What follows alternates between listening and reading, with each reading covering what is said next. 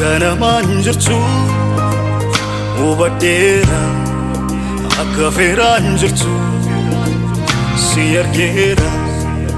Akkanamaan jirtu hubadheera, akka feeraan jirtu hin dhufa jettee karaa si haftu.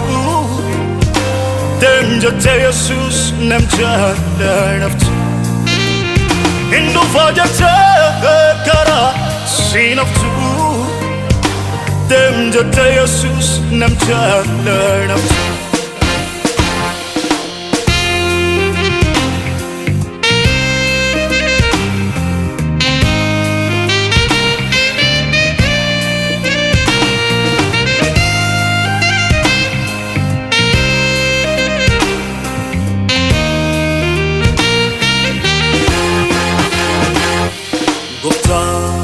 Gooftoota jaaloo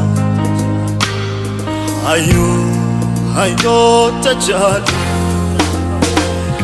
Yesuus kan akka kee jiru eenyummaa kee ani qajeelee si waaqeffadha.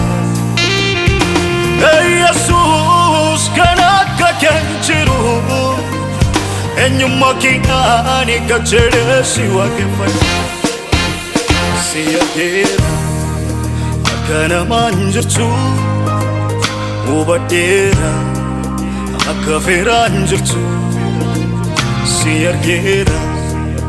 Akkanamaan jirtu hubadheera, akka feeraan jirtu hin dhufa jettee karaa si haftu. Deem jettee Yesuus nam jaalladhaftu. Hin dhufa jettee karaa si haftu.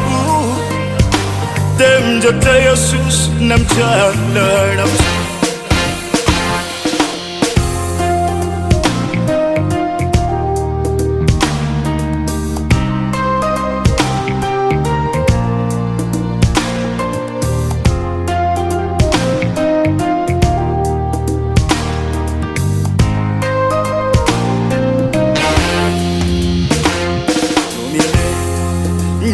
Natti ngorcha Ballesus Yesus nanifatu. Akkanama atatti hinjirtu Ballesulle Yesus jaalalaan nadeeffata.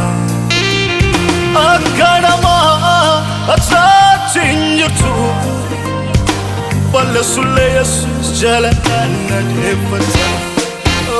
Si argeera, akkanamaan jirtu hubadheera, akka feeraan jirtu si argeera. Akkanamaan jirtu hubadheera, akka feeraan jirtu hin dhufa jettee karaa si haftu. Deem jettee Yesuus nam jaalladhaftu. Hin dhufa jettee karaa si haftu. Deem jettee Yesuus nam jaalladhaftu.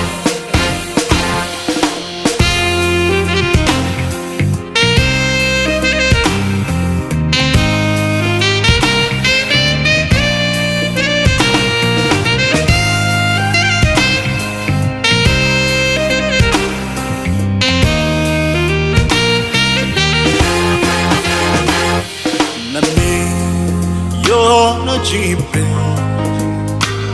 Ferrele Yo nadite Kana jipine nan ramfane siko fanarke. Kana jipine nan ramfane siko fanarke.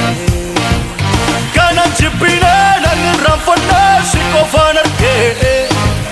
Kana jipine nan ramfane siko fanarke.